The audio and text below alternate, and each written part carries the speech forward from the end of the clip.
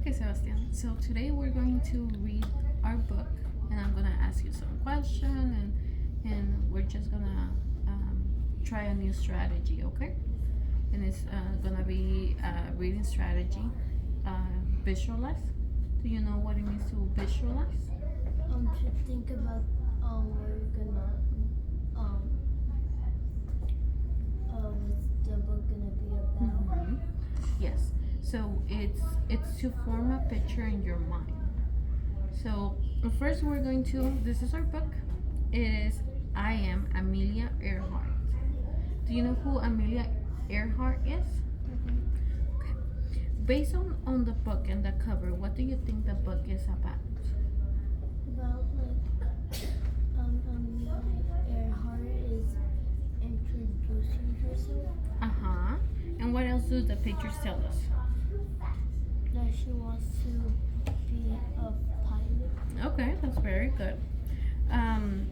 I want you to focus and listen to some of our vocabulary words like flight, a stenographer, cannery, and altitude. Okay? Do you know any of those words?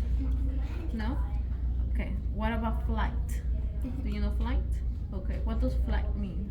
It means like you're taking a plane and it's running like around. Okay. And have you heard canary before? Okay. That is a type of bird. And he's bright yellow. Okay. So focus and listen to those four words. Okay. Those four vocabulary words: flight, stenographer, canary, and altitude. Okay. And so let's start reading, and then I will keep on asking you some questions. I am Amelia Earhart.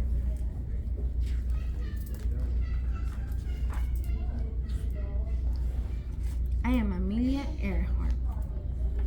When I was little, people told me that girls should wear dresses and play with dolls. They said we shouldn't have unladylike adventures. I didn't agree. In fact, when I was 7 years old, my sister and I decided to build our own roller coaster in our backyard. We placed two planks of wood up against the side of our tool shed. The cap was a wooden packing box with roller skates. Wheels attached to the bottom. We greased the wood with lard so we moved fast. Of course, I got to ride first. This was my moment. I still remember the wind in my face. My stomach seemed to sink. I was flying. Amelia Earhart, take it apart instant. The crash was loud, noisy, and messy. It certainly wasn't ladylike, but it was awesome. It wasn't the last time I would fly. As I got older, I went to many air shows. When I was 23 years old, but still a kid at heart, my dad took me to meet Frank Hawks, a man who would eventually set many of his own flight records. For $10, Hawk agreed to take me on my very first flight. For 10 minutes, we flew through the sky and out over the Pacific Ocean. By the time I was 200 or 300 feet off the ground, I knew one thing: I had to fly. To save for my flying lessons, I worked as a truck driver, which wasn't ladylike either, a stenographer, which is a fancy, smancy word for someone who writes down what people say, and even a photographer. 6 months after I learned to fly, I bought a bright yellow used biplane that I named Canary. A canary is a cool name for a plane, right? But here's my secret: I wasn't a natural. I wasn't the best pilot. I just worked harder than anyone else. Most important, Like that day on the roller coaster, I dared to do what so many said couldn't be done. I became the first woman to fly across the Atlantic Ocean, and then the first woman to fly by myself across the Atlantic. Back then, people took boats to get to Europe, sailing for weeks. Planes were still a new thing.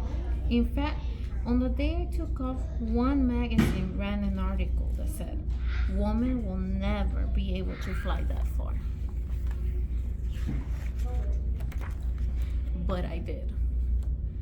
To do it, I had to fly for 14 hours and 56 minutes with no rest, no break. Sometimes the sun was so blinding I could barely see where I was going. In the process, I also broke the record for crossing the ocean in the shortest time, doing it faster than any man or woman ever did. In October 1922, I broke the woman's altitude record by rising to 14,000 feet.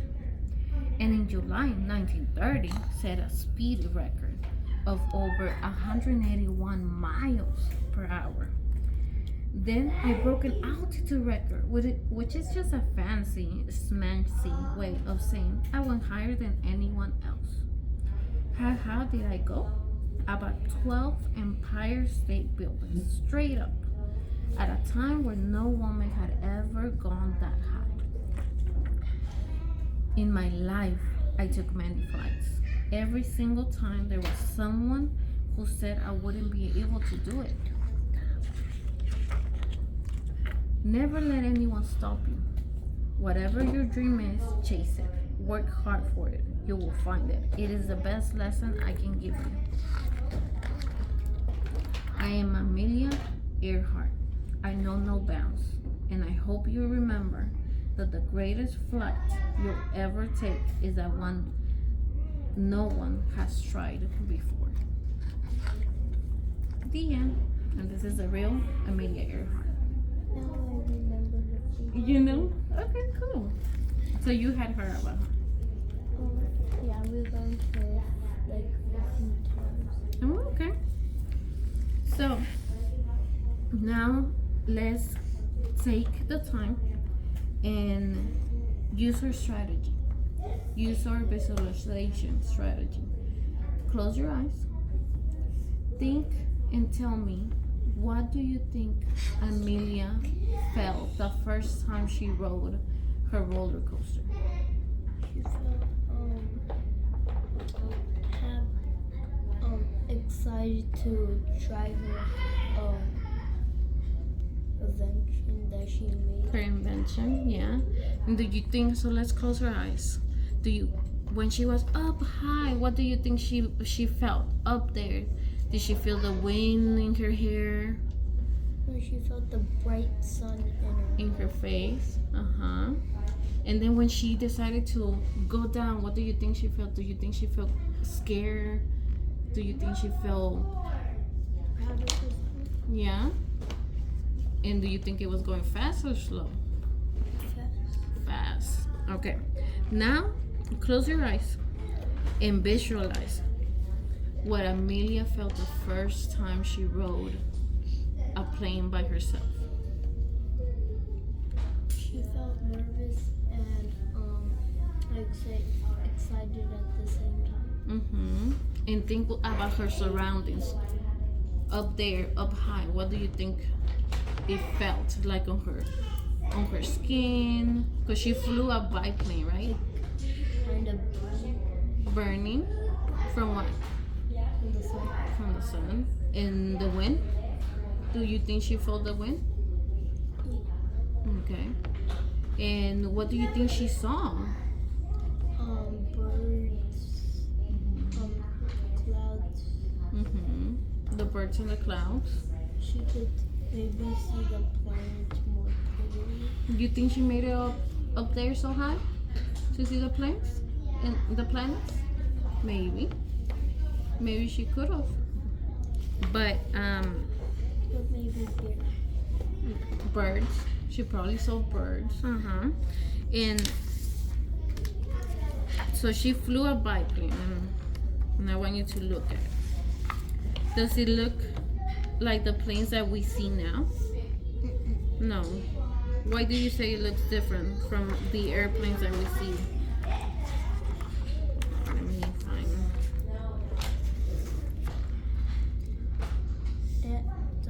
Our airplanes right now, they like have more space. So this one is smaller, right? Okay. So you see how we use this strategy to put ourselves in the place of Amelia. Can we use this strategy to think and picture other events? What can we use this to picture? What else could we visualize?